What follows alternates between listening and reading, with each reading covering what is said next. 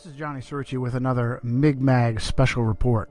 For 1,000 years, from roughly 500 AD to 1500 AD, the civilized world was controlled by Rome, but not military Rome, religious Rome. The Roman Empire had mutated from a military power into a religious one, co-opting the beliefs of Christianity and mixing them with ancient Egyptian, Greco, and Babylonian paganism. Christian doctrine that came directly from Jesus Christ and was transcribed in the Bible stated that each individual had the liberty and independence to govern their own salvation by cultivating a personal relationship with Jesus Christ. The new religious Roman Empire insinuated herself in between Christ and the believer and said if you wanted to have your soul saved, you had to rely on the priests, bishops, and cardinals of Rome. This was the worst kind of slavery because it was a slavery of disinformation. Now and again, sincere Bible-believing Christians like the Waldensians of the Alps, the Albigensians, Jerome of Prague, John Wycliffe and his Lollards, Jan Hus of Bohemia, would rebel against this Roman rule and show Christians that Vatican doctrines claiming that you needed Rome to ensure your salvation were contradicted by the Bible. As a result, the papacy strictly forbade Bibles to be placed into the hands of the common person and only allowed Jerome's Latin Vulgate to be handled by clergy. Men like John Wycliffe painstakingly translated the Vulgate into the language of the people. For Wycliffe, it was English. English Bibles were then slowly and carefully copied and handled by Wycliffe's followers, who handed them out to and taught the people. In response, Roman authorities captured Wycliffe's followers, called Lollards, tied their Bibles around their necks, and burned them alive. It's what so-called Christian Rome did to all of her enemies, including Jerome of Prague and Jan Hus. John Fox's Book of Martyrs, originally titled Acts and Monuments, is completely filled with examples of Catholic authorities torturing and murdering Christians. And when a Lollard was burned with a Bible hanging around his neck, it was a terrible loss, because not only were Christians being burned alive, but hand-copied Bibles were irreplaceable. But in 1517, a new rebel stepped up, an Augustinian monk from Germany named Martin Luther. Luther was furious that Pope Leo X, Giovanni de' Medici, from the powerful Medici family who helped to rule the world then and including through to today, had sent their attack dogs, the Dominicans, to cheat the common people out of their money by claiming they could buy what is called an indulgence, which is basically a receipt of forgiven sin. By paying money to indulgence peddlers like Johann Tetzel, poor Christians believed that they had some of their sins forgiven. Worse, they were told that dead loved ones were in purgatory, and they could give money to these indulgence peddlers, and the Pope would then release their dead loved ones. Luther wrote 95 short paragraphs or theses, and on November 1st of 1517, All Saints' Day, posted them to the doors of All Saints Cathedral in Wittenberg.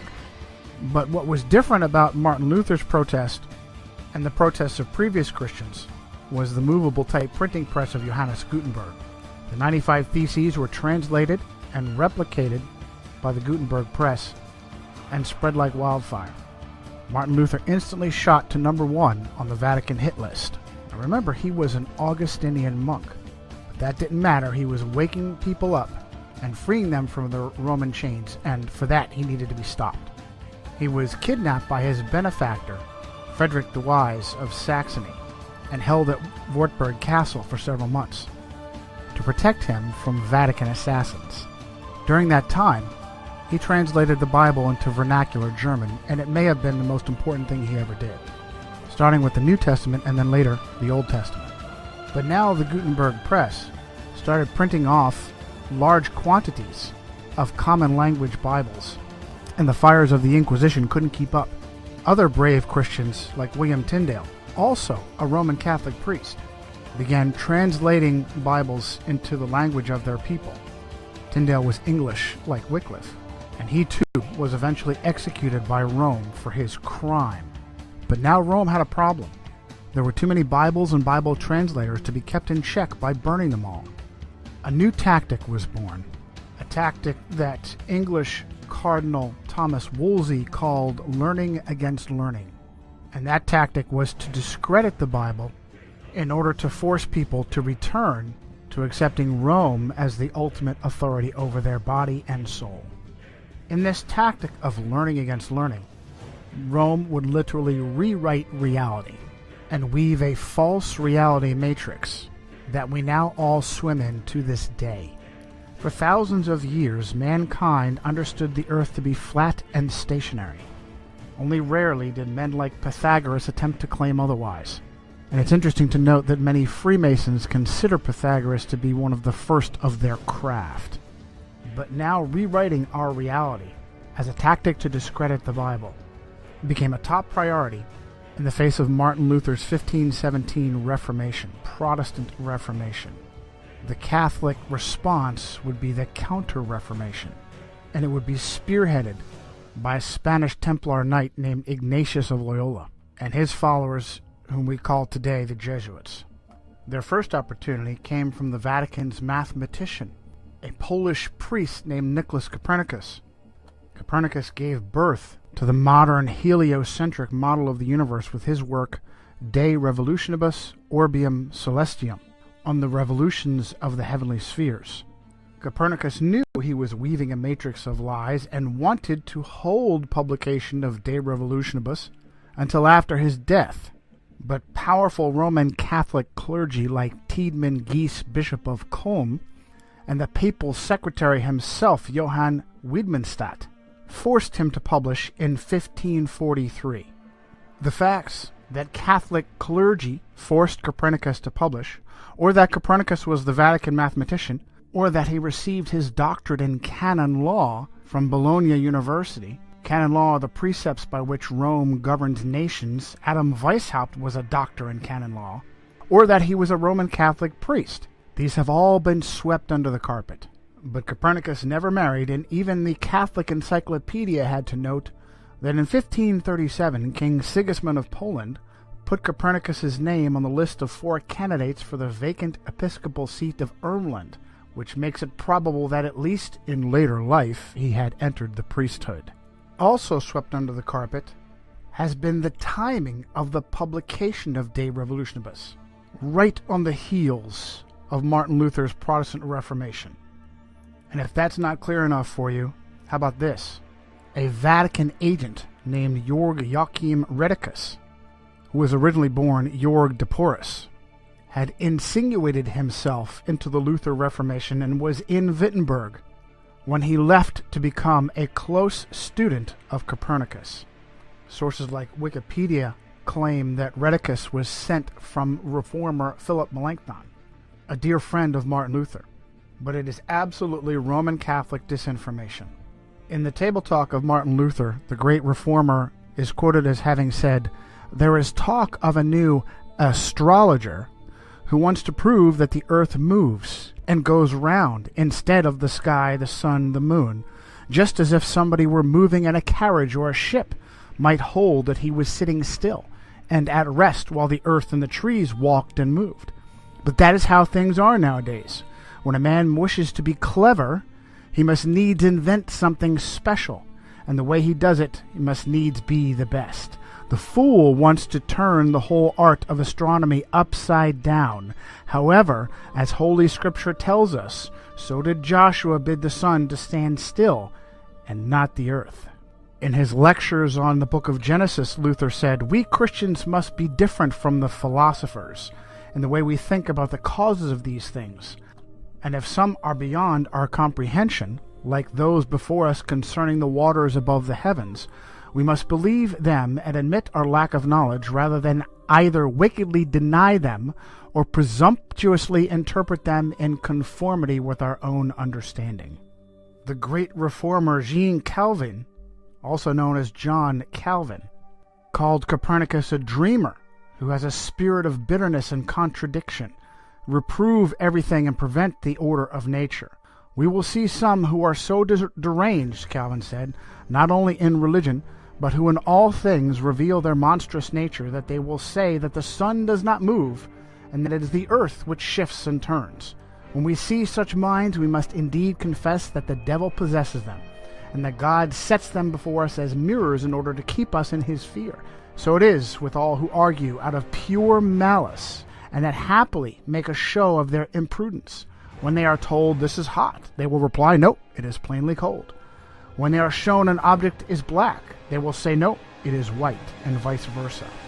Just like the man who said that the snow is black, for although it is perceived and known all to be white, yet he clearly wished to contradict the fact. And so it is that they are madmen who try to change the natural order, and even to dazzle eyes and benumb the senses. Do you think Calvin knew how the Freemasons were used by the Jesuits? When they are shown an object as black, they will say it is white. We're talking about our government here. No, we're talking about a crime, Bill, pure and simple. Y'all gotta start thinking on a different level, like the CIA does. Now, we're through the looking glass here, people. White is black, and black is white. Very quickly, Rome jumped upon this new model of the universe, and Jesuits like Christopher Clavius used Copernicus and his work to fabricate the Gregorian calendar, the calendar we all use. Rightly did the prophet Daniel say in chapter 7, verse 23, that during his vision a being standing near him said, "The fourth beast shall be a fourth kingdom on the earth, which shall be different from all other kingdoms, and shall devour the whole earth, trample it, and break it into pieces. The 10 horns are 10 kings who shall rise from this kingdom, and another shall rise after them. He shall be different from the first ones, and shall subdue 3 kings. He shall speak pompous words against the Most High, shall persecute the saints of the Most High, and intend to change times and laws. And the saints shall be given into his hand for a time." Very quickly did Rome and papal agents like the Jesuits begin to push this new cosmology. She took over astronomy and either pushed out or killed off anyone who contradicted the idea that the Earth was a globe spinning in space and revolving around the sun. Even those that met her halfway didn't keep her happy, and she dealt with them as well. Teague Ottenson Brahe, whose nickname was Tycho, accepted the idea that the Earth was a globe spinning in space, but still believed that his own observations and data proved that the Earth was the center of the solar system and not the sun. This is known as geocentrism. Tycho wanted to follow in the steps of Martin Luther and studied at the University of Wittenberg, but was forced out by the plague. Brahe's life appeared to be frequently in danger, and in 1566 he lost a large portion of his nose in a duel. He was 20 years old at the time.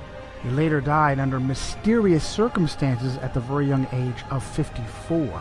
One of those who claimed it was simply an illness, a bladder infection contracted during a banquet in Prague, was his understudy Johannes Kepler. Kepler was a German astronomer and supposedly a Lutheran, yet he had an intimate relationship with Jesuits.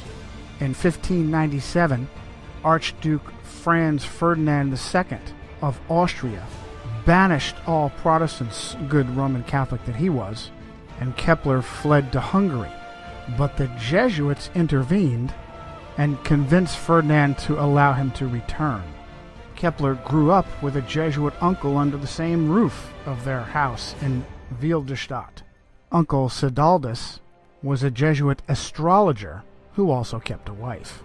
Upon the unexpected death of Tycho Brahe, Holy Roman Emperor Rudolf II immediately promoted Kepler to replace him as imperial mathematician, and Kepler very quickly went to work, rewriting all of Brahe's observations to be interpreted as heliocentric and not geocentric.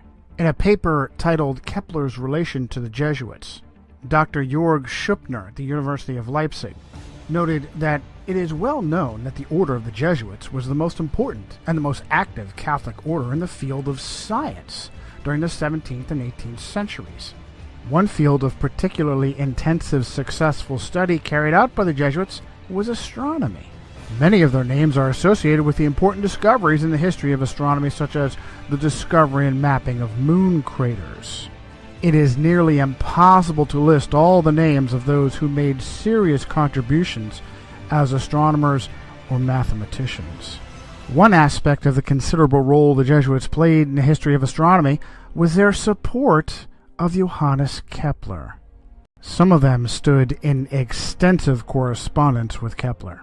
Now, it was obvious to protesters like Luther and Calvin that something fishy was going on in Rome, and the papacy needed plausible deniability while she rewrote our reality. That propaganda was presented by Italian astronomer and mathematician Galileo Galilei, and it's absolutely fascinating what user-edited Wikipedia says. In the entry for Galileo Galilei, under the subtitle Galileo, Kepler, and Theories of Tides, Cardinal Bellarmine had written in 1615 that the Copernican system could not be defended without, quote, a true physical demonstration that the sun does not circle the earth, but the earth circles the sun. Galileo considered his theory of the tides to provide that required proof of the motion of the earth. Now, there's no link on the name Cardinal Bellarmine, which is unusual for Wikipedia. Maybe that's because Cardinal Bellarmine was Robert Bellarmine of the Society of Jesus, one of the most powerful Jesuits of his time, who was canonized as saint in 1930 and named a doctor of the church. What's more, it is ludicrous to imagine that the Earth's supposed large mass doesn't pull the moon and crash into it, and instead the magical force of gravity holds it stationary. Even more ridiculous is the idea that the moon affects tides by pulling on the water. Again, the magical, mystical force of gravity is blamed. South African author Thomas Winship wrote in 1899 his book Zetetic Cosmology. If the moon lifted up the water, it is evident that near the land the water would be drawn away and low instead of high tide caused. Again, the velocity and path of the moon are uniform, and it follows that if she exerted any influence on the earth, that influence could only be a uniform influence. But the tides are not uniform. And Winship uses examples from South Africa. At Port Natal, the rise and fall is about 6 feet, while at Beira, about 600 miles up the coast, the rise and fall is 26 feet. This effectually settles the matter that the moon has no influence on the tides. But Protestant reformers were on to Rome. She knew she needed a smokescreen, and she provided it. Suddenly, history was rewritten, and rather than pushing with her own agents, like Copernicus, Kepler, Galileo, and others, to rewrite our cosmology, suddenly the papacy was a defender of the flat earth. Well, just look what they did to poor Galileo. Let's do. Supposedly, Galileo was tried for heresy at the hands of that evil flat earther, Jesuit Robert Bellarmine. He bravely stood by his guns and humiliated the church with a heliocentric spinning ball earth. What happened to Galileo Galilei? Well, for the last few years of his life, he was put under house arrest. Have you read anything about the Inquisition? Do you know what the Inquisition did to people when it truly considered them an enemy? Things like rotating their arms backwards until they were pulled out of their sockets, inventing special instruments that could be jammed into a person's body to rip open their bowels, putting them in a special sarcophagus filled with spikes that would jam into them to the bone. Did you ever hear of Edgar Allan Poe? Are you familiar with his short story, The Pit and the Pendulum? About a swinging, razor-sharp pendulum that lowered across a victim and would take hours to slowly saw that victim in half. Did you know it was based upon the Inquisition? A little-known secret is that the Jesuits now own astronomy. When their missionaries went across the world, across our flat earth, the first thing they did was insinuate themselves in royal courts to become the official astronomer of that kingdom. China is a great example. One of the first Jesuits in China was Matteo Ricci, Ricci and his successors like Adam Schall and Ferdinand Verbiest were all the royal court astronomers, and eventually fabricated the calendar for the Chinese emperor. Today, the Jesuits even have their own observatories, both in Italy and in America. They use their puppets in American government to steal Apache holy ground on Mount Graham in Arizona. Are they reaching out extraterrestrially or interdimensionally? They appear to have answered our question with the latest piece of technology on Mount Graham, the Large Binocular Telescope Near-Infrared Utility with Camera and Integral Field Unit for Extragalactic Research, also known as Lucifer. And it's not surprising given the success the Jesuits have had in rewriting our reality. Now, we're supposed to believe that Rome was against the spinning ball Earth heliocentric cosmic accident cosmology of our modern understanding. Yet at every step of the way, Jesuits or Jesuit agents were there to bolster our false reality, hiding whenever possible behind convenient Jews. And for more on that, see our special report, It's the Jews, from Johnny Cerrucci and Migmag. Needing to contrive an origin for our accidental existence that contradicts the Bible, Jesuit-trained Belgian priest Georges Lemaitre is the father of the so-called Big Bang Theory, the idea that first there was nothing and then it exploded. He was a close co-worker of just such a Jewish puppet, Albert Einstein. Einstein bolstered the Jesuit cosmology with his convoluted theory of relativity.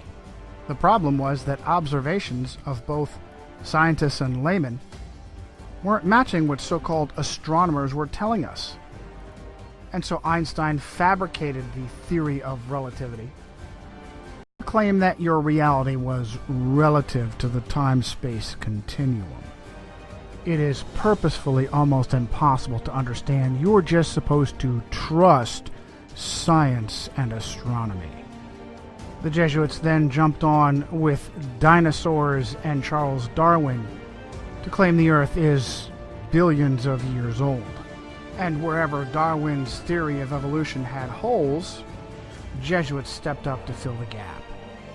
Jesuits like Pierre Teilhard de Chardin, the father of the New Age, after fabricating the ape-like pre-humans that we supposedly came from, even students of evolution became concerned that there was a, quote, missing link between primitive apes and modern humans. A discovery was made in 1912 to bridge that gap. Having been found in Piltdown, East Sussex, England, it was named Piltdown Man. Unfortunately, it was also found to be a hoax, the skull of a small human with the altered mandible and teeth of an orangutan. Sometime later, paleontologist Stephen Jay Gould uncovered the father of that hoax, a Jesuit priest named Pierre Teilhard de Chardin. There are many such examples in archaeology and paleontology, and yet no one asks, why would so-called scientists be fabricating evidence? The goal was to discredit the Bible, and it has been resoundingly successful. Without the spinning ball Earth, Darwinian dinosaur cosmic accident, the Bible is a science textbook. With it, critics laugh and question the Bible, and instead look to human authorities to save their souls, such as the Vicar of Christ himself, who is for the first time in Roman Catholic history a Jesuit priest.